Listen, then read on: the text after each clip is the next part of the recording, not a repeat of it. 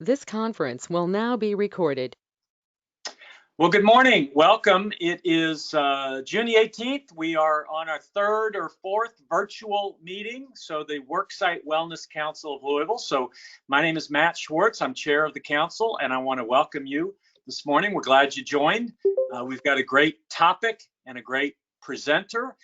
And so I want to just welcome you here. If you're listening to this recorded, know that at some point soon, we hope to be back to our regular spot. You know, the third Thursday of every month is when we do meet, and now we've been doing it virtually during the COVID situation, but hopefully we'll be back with some live connections soon. That time will tell. So with that said, what I want to do is I'm going to introduce briefly Patrice Fife, who's our co-chair of programming. And Patrice is going to then introduce our speaker, and then we'll get started right away. So again, welcome. And Patrice, I've got you ready to, well, hang on, let's see. Let's see if I can get you ready to roll. Well,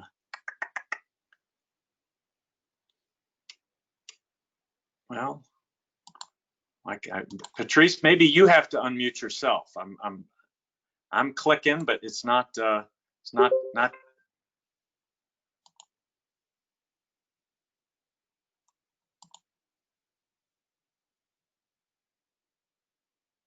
Well.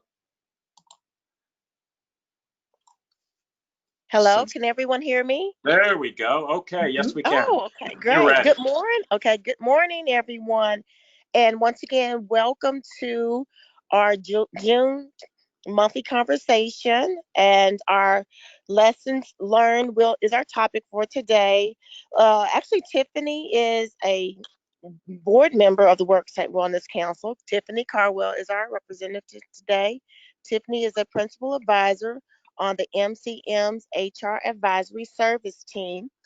And she is going to be talking today about lessons learned from an HR perspective. So without further ado, we're going to turn that over to Tiffany Cardwell. Good morning, Tiffany. Morning. Can you guys hear me okay? Yes. Great. Thanks, Patrice, and welcome everybody. Hope everyone's doing great. It's been a nice week this week and beautiful out, so I'm glad you could join us this morning in learning about some of the things that I've learned as we've gone through COVID. Over the last several months, I've been remotely working from home, as many of you probably still are as well. And our office, which is downtown, has started transitioning a few weeks ago and having half of our staff going in and out, kind of rotating through that. So we'll be talking about different areas that are tied to what's been going on with COVID, and would love any questions that anyone has as I'm going through these slides. Please feel free to ask some questions. Matt's going to monitor that a little bit, and we'll just get started. So thanks for having me here today. So here's our agenda, a couple of different bullet points, kind of traveling back in time a little bit to get some perspective on this pandemic right now, responding to the crisis, some recent survey studies information, because I think it's also important to kind of see what are some of the consulting firms doing around COVID and some of that information. It's certainly, as an HR professional, a new way of working with in all aspects. None of it is anything that's planned. There's no specific written instructions around everything. So a lot of innovation, a lot of creativity to try to make sure we're doing the best that we can for each of our organizations. So, and then embracing the path forward on what's happening from now until the end of the year, from now until 2021. So in doing that. So a little bit of traveling back in time, just wanted each of you to kind of think for a second. 3 months back, right before they said to you, you know, we're going to be working from home, Think about that situation. I had just come back from vacation the week beforehand and was getting ready that Tuesday to help co-host and MC a Women in Leadership conference at the Marriott for over 500 people. And it was incredible that we were able to do that actual conference. And then that evening got a note that said, everybody work from home if you can. So it's definitely been an interesting journey altogether. But I want to take us back a little bit further than that to kind of compare a little bit in history. So the Spanish flu was a big breakout during the end of World War I. And they considered that the deadliest pandemic in history because it killed more than double the number of people who actually died in the war. CDC, which a lot of you probably have been familiar with, whether you are in HR or not, operationally, the CDC has given us all the great guidelines around what to do. It's also posed some challenges because some of the guidelines that are out there can be vague in terms of protocols. So as it states there, the CDC estimated at least 500 million people worldwide, which is 1/3 of the global population, became infected. And again, this was thought to be originated in birds. So kind of an interesting thought when you think about, you know, at that point back in the early 1900s, at least 50 million people had passed, including 675,000 in the US. So I thought it'd be interesting for all of you to kind of take a look at the slide here.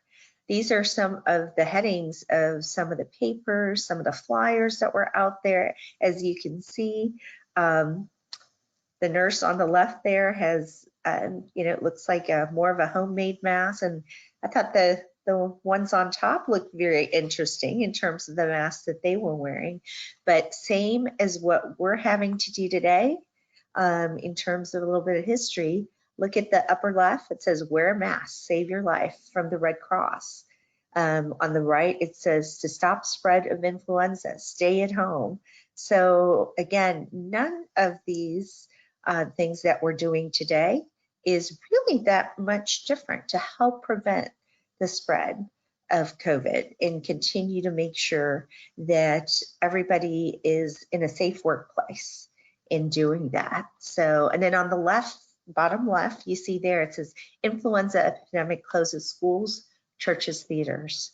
So same things that we've run into is happening again today. And many of you have seen this symbol. This is out on the CDC website. I wanted to flash it up in case you have not been out there, because this is an unprecedented pandemic. The biggest piece that is a challenge for us with this pandemic is that for some reason, the droplets actually stay in the air longer than any others that we faced before. And again, I'm not a scientist or specific in the medical field, but there is a lot of information out there, and it's important to kind of keep in touch, take a look at the CDC website and make sure you're current on what's happening. So I pulled this up from the site as of last night. And as you can see there, they are updating this daily, again, on the CDC website. And right now, total cases that have had COVID is in the 2 million range, and then total deaths has been in the 116,000 range. So still not where influenza was, or the Spanish flu was at that time. So I wanted to kind of do a little bit of that comparison so you get a feel for thinking about, you know, what it was like then to what it was like now and what you're facing. So as we look at our culture pre-COVID, you know, we could sit there together and take a photo as a team. I picked this one in particular just because everybody's in suits and, you know, nice dresses and all of that. And even the casual work environments, you know, you're able to come close to each other and have a discussion on whatever topic may be. And then now in a COVID-19 world, you see a lot of the posters like what is shown on the right, which, you know, again, helps stop the spread of the virus and helps you think about the things you need to do. Many stores still have this on their floors, making sure you're keeping 6 feet apart. So also the masks, more and more stores that I've seen are requiring those. So I always have a few in the car just in case. And of course, just hand washing in general, a very simple task that, you know, some of us really didn't think about could really help impact making sure again that we don't spread this virus any more than it needs to. In workplace reality, so in the healthcare field, which some of you may be in, you're really in full gear. You've got face shields, face masks, gowns, gloves, everything. And here's a couple examples and pictures of the workplace. The one on the right is, you know, a network IT group. So they're, you know, no protective gear, but they do have the masks. Some have face shields. In manufacturing, you're seeing a lot of the face shield piece. And then also as you go into stores, you see the large glass partitions as you're checking out. And again, that's just the workplace reality of today. Just as a reminder, that information on how to prevent illness is out there in the CDC website. And it's got all of this great information for you as well on how coronavirus spreads, how to protect yourself, how to social distance, all of that. And again, most of that is now old news for everybody. Hopefully everyone's been following those practices and doing that. For HR in the organization, it's been a little bit more of a challenge, depending on, first of all, the industry that we may be working in, as well as the location of your organizations. So for example, for MCM where I work, we are right on the corner of 4th Street and Muhammad Ali. And so we are on the 24th, 25th, and 26th floor of that building. So imagine that going in the office, and right now, again, we're at 50% capacity. You've got elevators marked, 4 to an elevator. You're supposed to wear your mask. But again, there are other tenants in the building, so it's taking some time. And I'm sure some of you are running into the same situation with some of your organizations. And then when you get to the floor that you need to go to, you would check in, check your temperature, log your temperature, put on your mask, and be on your way. So a lot of things that people are having to think about. And we'll have time at the end of the presentation to kind of share and talk about best practices, because I think that's one of the things that's important as we go through this presentation, so that you learn from each other as well. And work itself, you know, when you think about in times of distress, sometimes work is good because it gives you that structure and stability.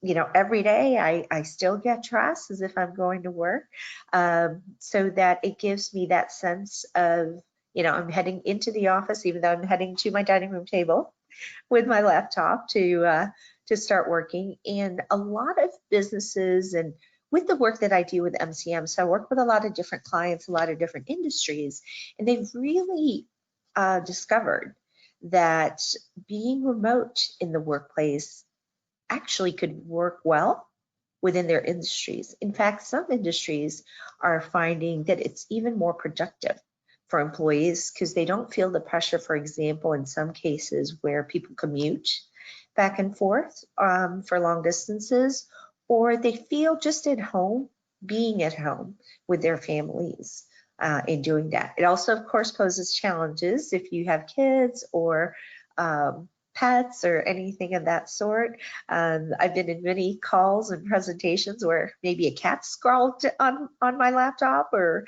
you know, or others' laptops, but that's okay. Again, it gives a little bit more of that sense of wholeness to a person now that the workplace has gone remote. So your work family, of course, is really important. Hopefully each of you and your businesses have kept in touch, kept up communications, that mutual support, making sure to lend a hand if someone does end up with COVID or a family member. That mutual support is so helpful in moving forward and taking a look at making sure that those individuals that maybe have been impacted a little bit more feel like they're still connected and are able to contribute to the workplace. So check in with your colleagues if it's been a while since you've done that. A lot of organizations are doing a lot of team calls, some from a department basis on a weekly basis, others every other week. And again, you cannot over communicate at this time, because that teamwork and lending that hand to each other is a huge piece of making it through this pandemic. And the other thing I wanted yes, go ahead. I just was going to jump in just to remind people, I forgot to say at the beginning, I think, there is a chat function, if you didn't know. In your computer, upper right, there should be a little, like a chat box, like a little circle with a little dip in it. If you click on that, it would allow you to type in questions, and I'm going to monitor it throughout. So I just wanted to remind people, in case I forgot to say that, it's available, and we are going to monitor and bring those questions up if you have them. Great, thanks Matt. And again, please feel free to ask any questions. Hopefully I can answer most of them. I have been working with COVID from the ground zero level of everything across various industries. So I may be able to give some ideas and some thoughts for everybody. We also started a COVID resource site on the Worksite Wellness Council site. So I know there's a lot of information out there, but I think it never hurts to be able to look at various sites and gain some of that understanding and information. So going back to the slides, one of the most important things I wanted to share with everybody, as I've been working with different employers and industries again on this topic, is just remember we all really respond differently to these challenging situations. Sometimes we may think a person's reaction or someone's overreacting with a situation, but again, there may be some circumstances that you're not aware of.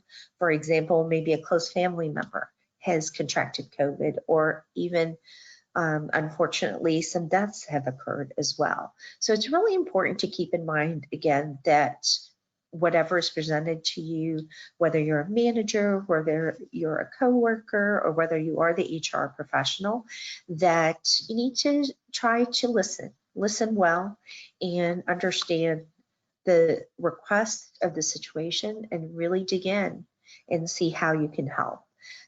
Current situations, as it says there, may trigger maybe some past traumatic experience from other pandemics or other situations that have occurred with this person. Right now, wellness is a huge piece. Lots of ideas, lots of teledoc happening within organizations that I see.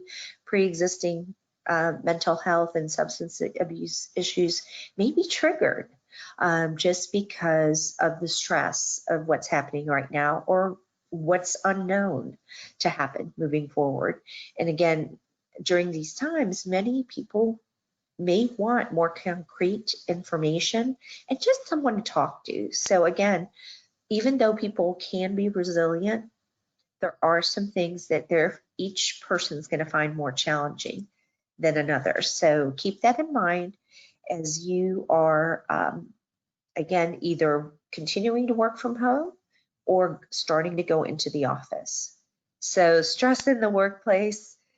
Hopefully this cartoon is not what everyone feels like, but there may be some situations where you're feeling that shock, that irritability, really that helplessness is a big thing that I have been getting a lot from various organizations. Concentrating is difficult.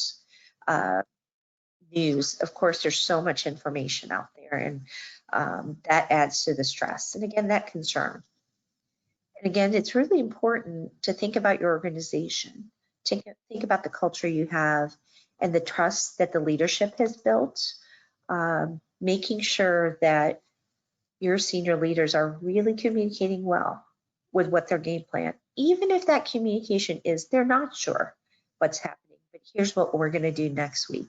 For our organization, we decided we were going to look at the situation and do 50% of our workforce in the workplace for this full month of June, and then from there reassess what's next, whether we bring everybody in or completely shift a little bit of our time frame. And a lot of organizations right now are actually not having people in until July, and some I've started hearing have moved it to August. So just keep that in mind as you're making some of those decisions. And then responding to a pandemic crisis, there were so many different regulations that were coming in. If any of you were part of some of that research for your companies, in different organizations did different things. Some may have done layoffs, furloughs. Some may have looked at doing some pay cuts with their staff, reducing flexible hours, especially for those that could do that. And then telework, of course, has been a huge piece. That shift to working at home has been a big piece of what people have adjusted to in the workplace. And again, when you work remotely and you've never done it before, that communication with your teams is really important to help feel that support, even though you might not physically be in the office. And you have to be patient, not only with yourself, but with your coworkers, because it's a new work environment. It's a new way of doing things. And again, as I mentioned before, work can bring that structure and the stability and making sure that you've got your colleagues in place with you. So there are a couple studies that have come out with surveys, and one of which is WorldatWork, which does a lot around work-life integration and work-life balance. And the other thing I'm seeing quite a bit within organizations is doing a lot of gut checks, a lot of quick polls, a lot of quick survey monkeys that are going out because they want to know every week, every other week, every month, what's happening within the organization. And so this quick poll that WorldatWork just did recently in April indicated that majority of employees participating out of the 393, 57% did anticipate that they would be much more flexible for employees to work remotely. And I'm sure some of you have experienced that right now within your workplace. And originally, they maybe were thinking it was going to happen in a month, and guess what? We're 3 months in now. So again, this is just a resource. You can look them up. They have a site where they also have back to work information, as well as a resource for COVID, and you don't have to be a member to be able to look at their website. So just wanted to bring that up because most people may not be familiar with WorldatWork. The other thing that was interesting was looking at re-engaging the workforce and looking at what that looks like with employers, what kind of offerings they're giving. So we're seeing a lot of enhancements to some things. You know, some organizations are doing some type of premium or hazard pay within organizations. There's a huge focus right now on employees that are new to the organization and making sure make sure they feel welcome. And so you see there, the third is welcome back gifts for people. Within my organization, we've done every other week, maybe a fun little thing at lunchtime, trivia game or bingo or anything like that to help engage your workforce together. Our communications team has also done different videos as well of the team. So it's really been interesting to see. And again, looking at this study, wellness programs is a huge piece that's being enhanced within the workplace so that we can make sure that everyone's mental health is where it needs to be. The other thing I thought might be interesting for everyone to think about is increases. You know, are those still happening within organizations? You know, what's the game plan for 2021? And that is one of the things that WorldatWork does too, is they do a salary budget survey. It's free to participate, and then you get a chance to get the results. So if you were looking for resources to kind of gauge and see whether or not organizations are going to continue to do what they need to do in terms of increases, then this is, again, just one resource that you can look at.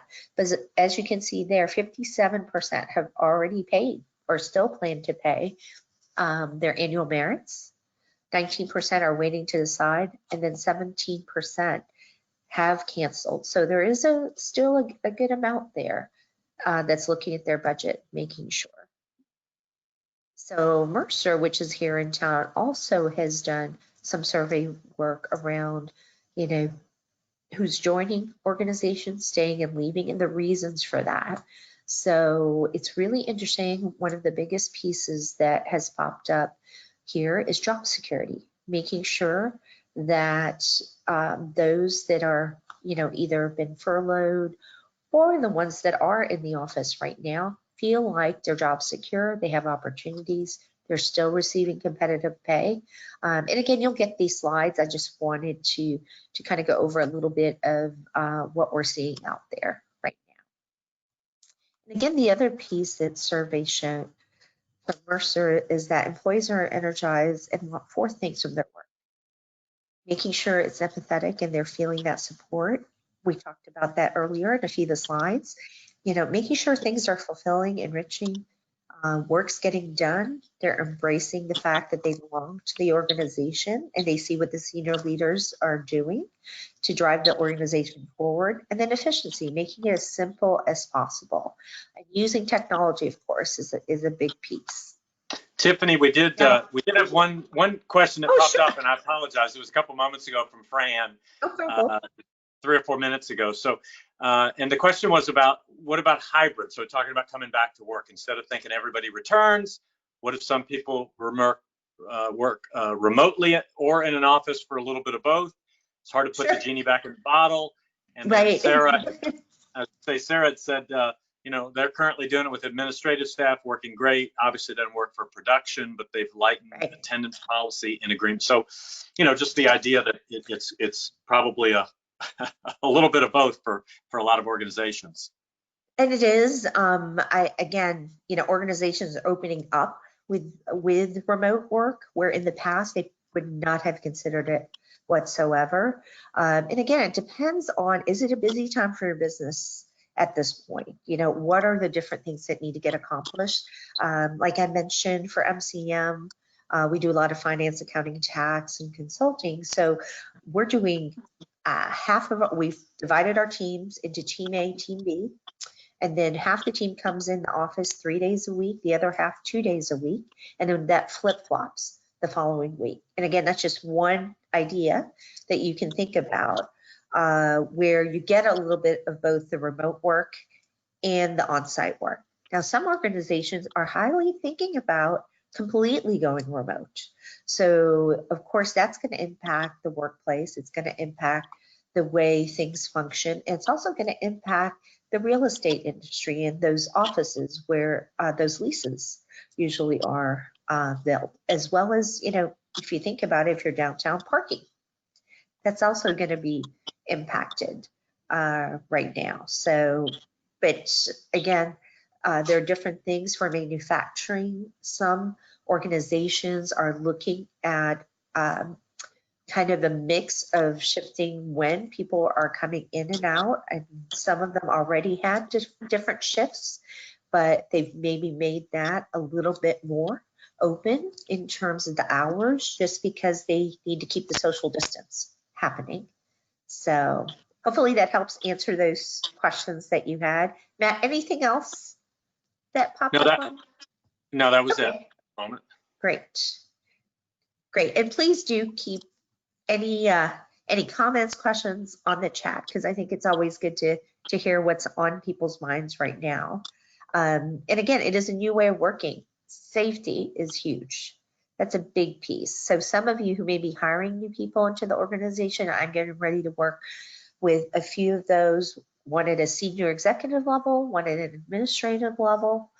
It doesn't matter what level just be thinking about how your workplace is looking at additional focus on those safety measures, and being open to having that remote setting for everybody.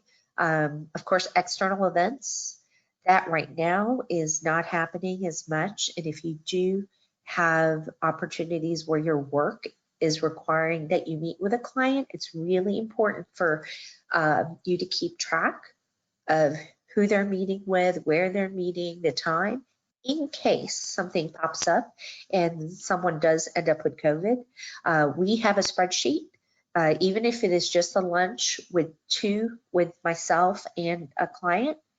We actually have to complete the spreadsheet, have all the information together, and have our supervisor just sign off to make sure they know what's happening with that. So it's, again, a whole new different world than maybe what we're used to in the past, but that's important for contact tracing, to make sure they understand if something does happen, they know who you were with, and then they know who that person was with, and on down the line.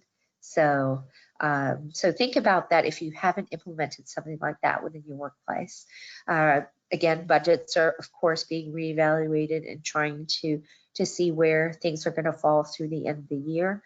Travel limitations, those are still on, or bans in travel. So most organizations are doing a little bit of that travel within the state, but if you go to a hotspot, there's still opportunities there where organizations are doing the 14-day quarantine, because if they end up having to go to New York or a spot where, you know, it's considered a hotspot, you want to try to, again, limit that travel.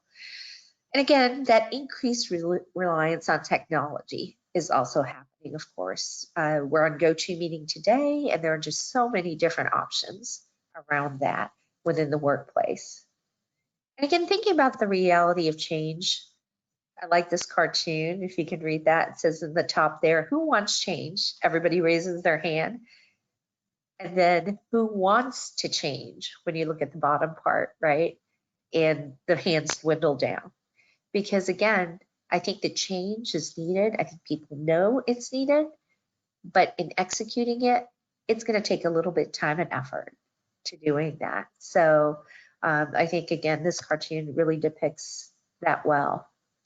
So I'm posing a little question to everybody, if you can put in the chat there. Are your managers adapting to workplace changes brought on by COVID-19? What are some of the challenges that some of you are facing right now? If you could share that on the chat, because I'm curious to see what are some of those things that everyone is struggling with right now within the workplace. We've got a good number of industries represented with those that are attended today, and it's important to kind of share some of those best practices. So, Nat, anything on the chats? Not or yet. Anything anyone wants to ask? I'm not seeing one yet, but I'm going to watch. But I'm going to start with one. So, well, there's one, but I was going to start with one that, you know, we've experienced and heard from a client or two that, you know, so you're sitting face to face with everybody, having a conversation. You know when people are paying attention or not paying attention, right. And you know, if you're then you have a team meeting and not everybody's on camera, you know, that's not the case. So, you know, it's dealing with that and making sure. I mean, we figured out everybody needs to have a camera, and when we have a meeting, it's going to be video. Right. Here's a couple that. Sure. I was just going to comment on your comment. I mean, it really does help. I will tell you, we are a regional office. So we have people in Indiana, Ohio, and Kentucky. And in some cases, if I'm not working on a project with any of them, I might not meet them from the other offices. Well, you know, doing the trivia at lunchtime, or giving an opportunity for people to submit.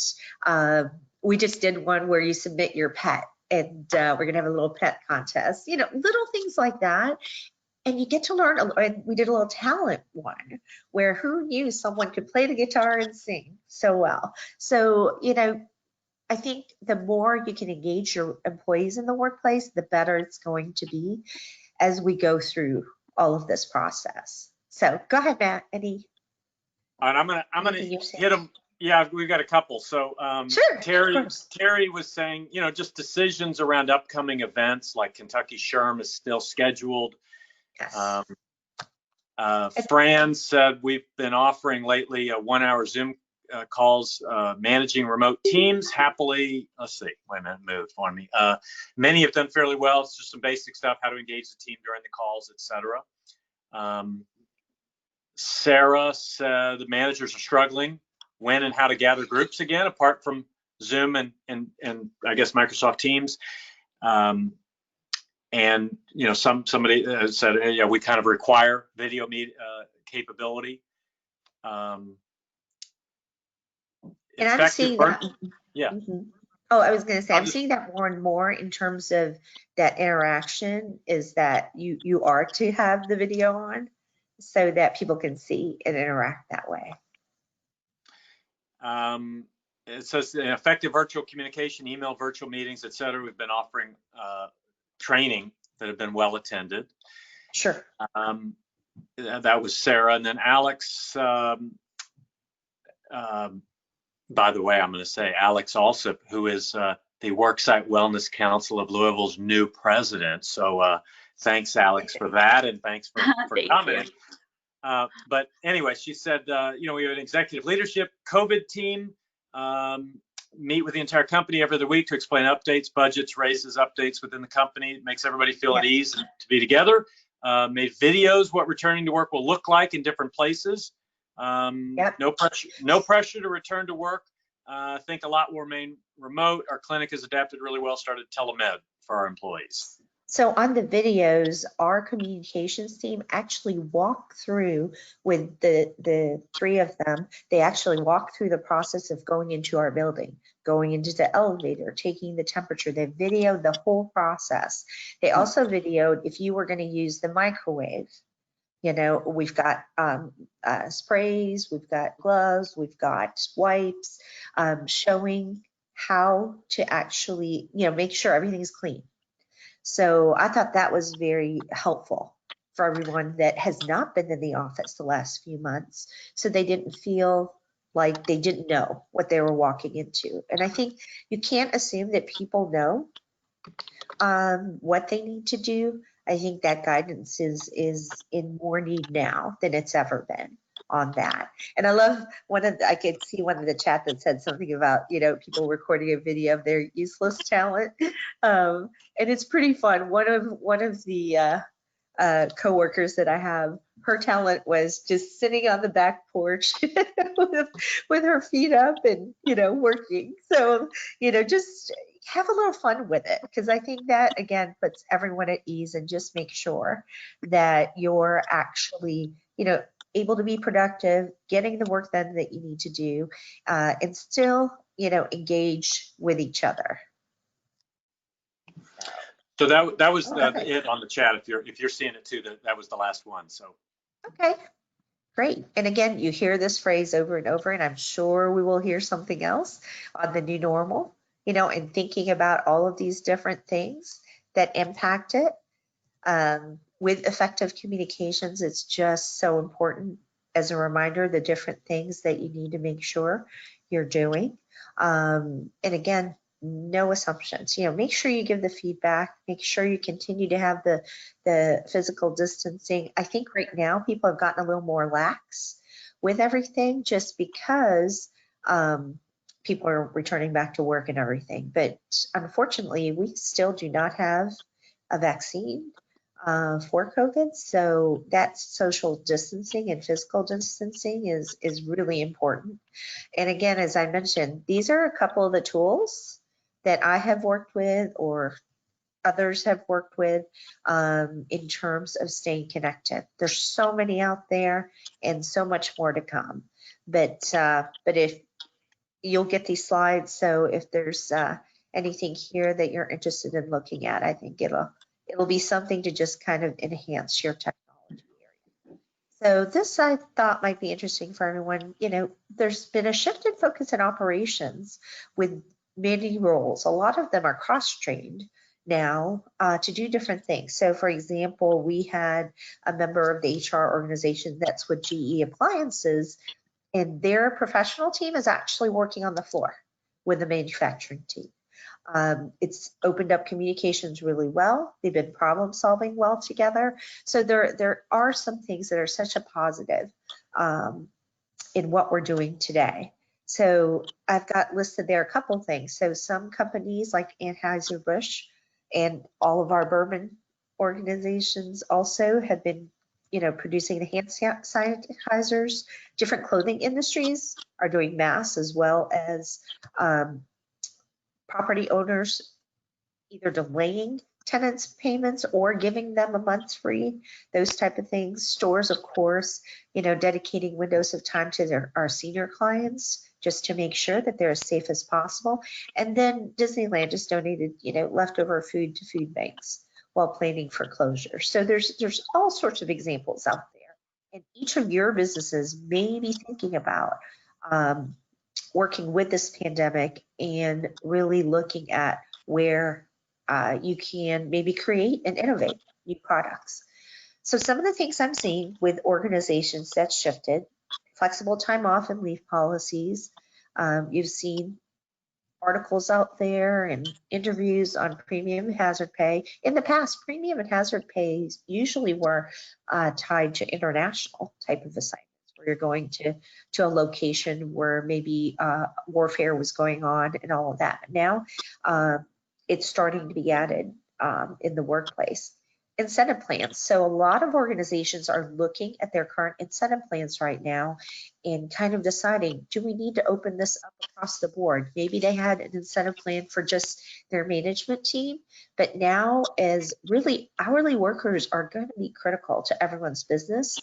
So I'm seeing a lot of that design and creativity on including those workers as part of incentive plans. And then, of course, development opportunities. There are also a lot of vendors out there providing free courses so that they can showcase what they can do, in hopes that in the future, when we're back into the workplace, we're able to then take that training with them. But those opportunities are there for training and development. And again, continuing that critical communication is probably one of the biggest piece. I had this slide earlier because culture and trust, such a huge piece.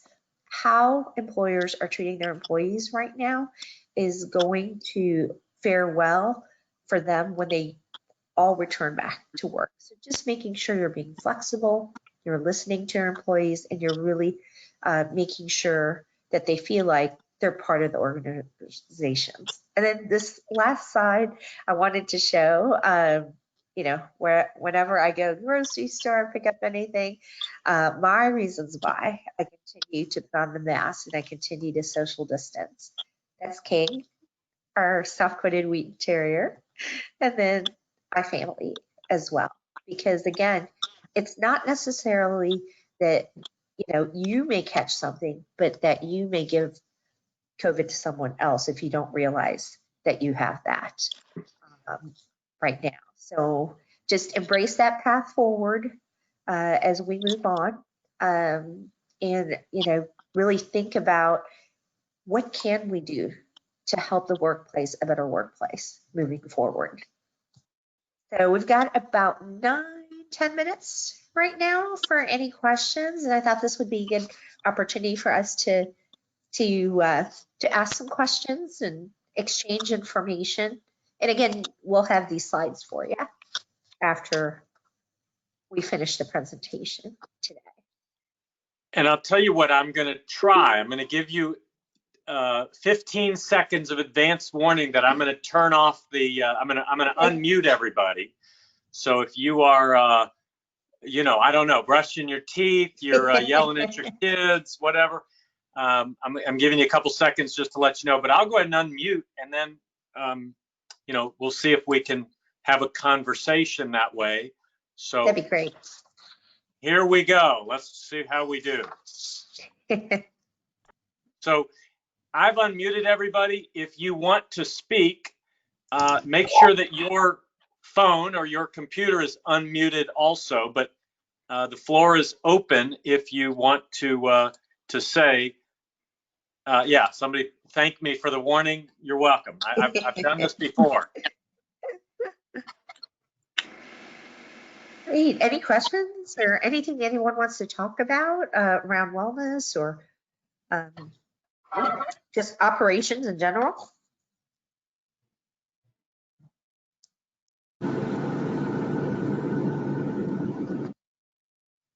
Or no?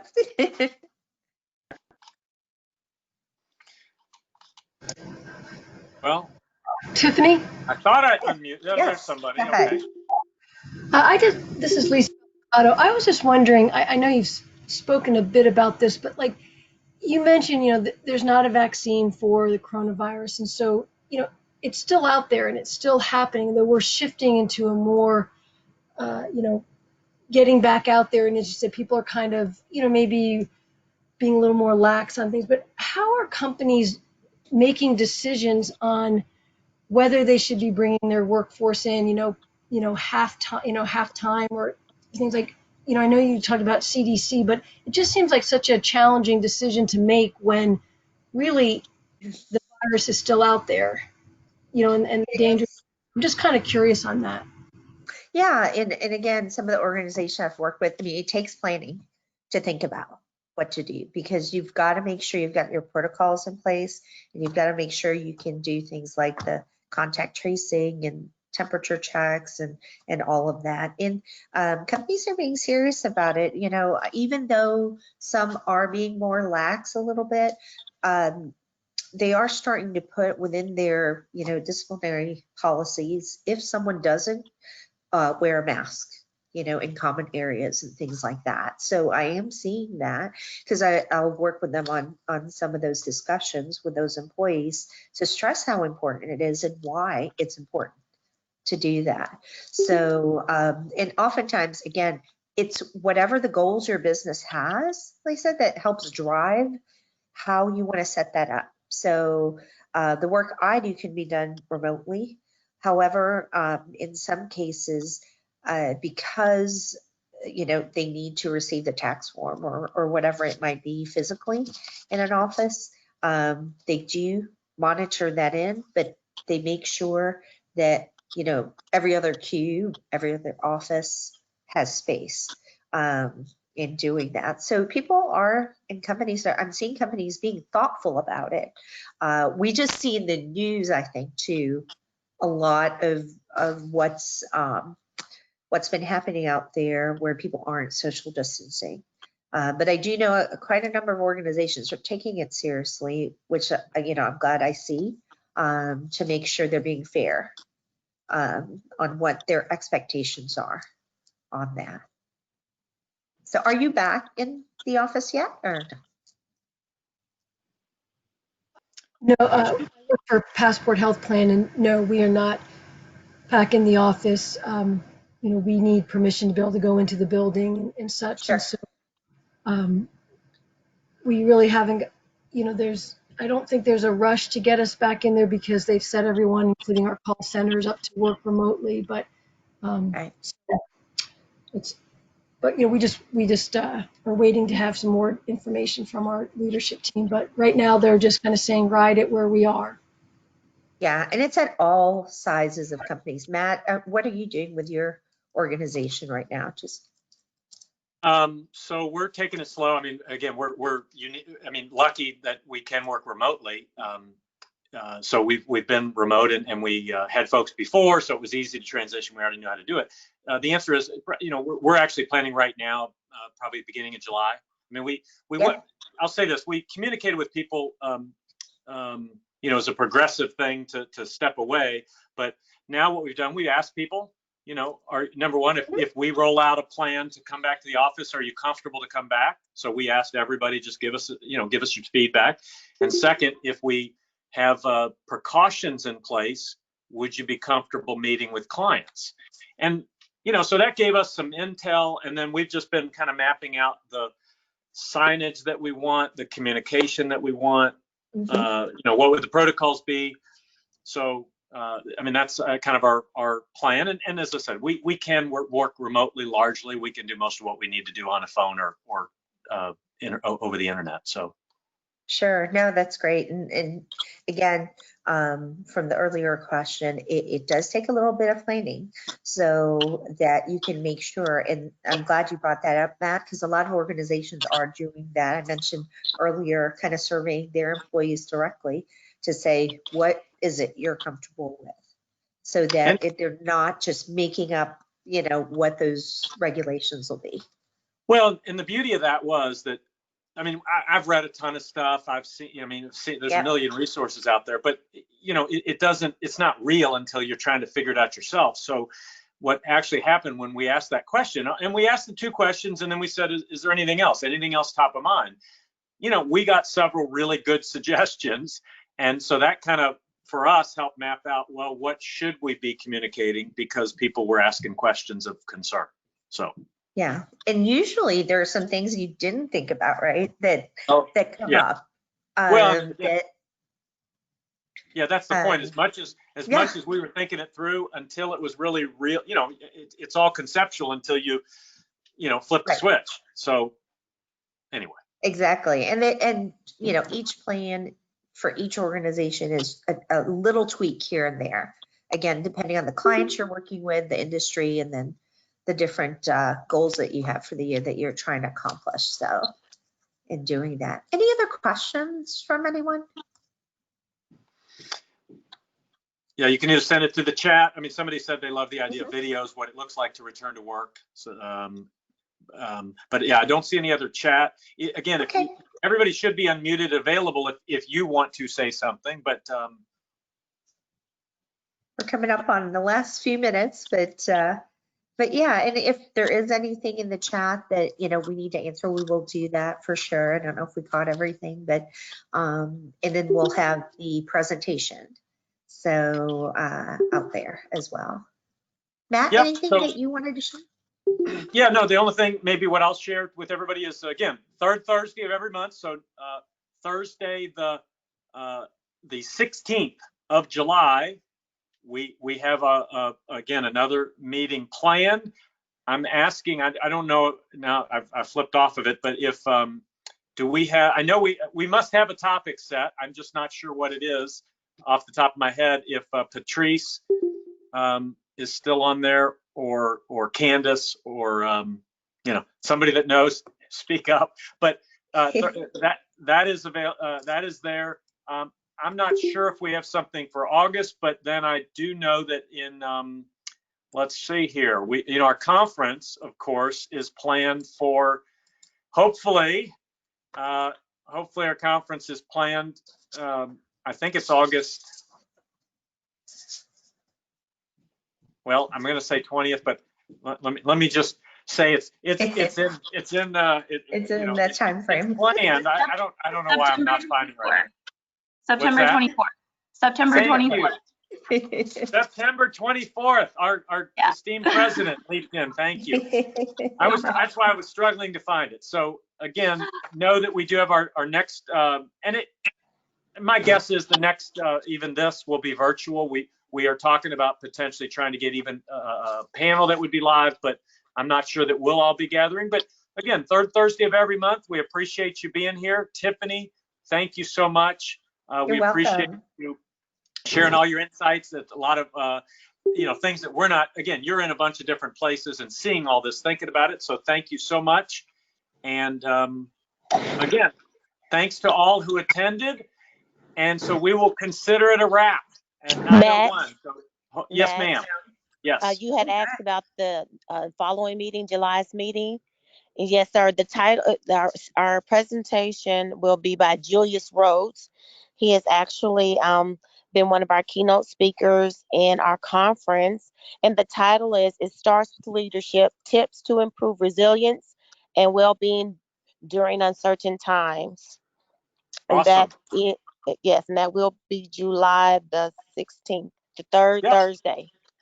Awesome. Yeah, and Julius is great. He's presented at our conferences twice. I think he still lives in Chicago, but we're happy to have him, and he really is a very engaging speaker if you've not seen him before. So anyway, so I'll tell you what, with that said, Tiffany, thank you. Thanks to all of you for joining, and we will consider ourselves adjourned. Hope you have a great rest of your week, and stay safe. Thanks. Bye, everyone. Thanks, everyone. Bye.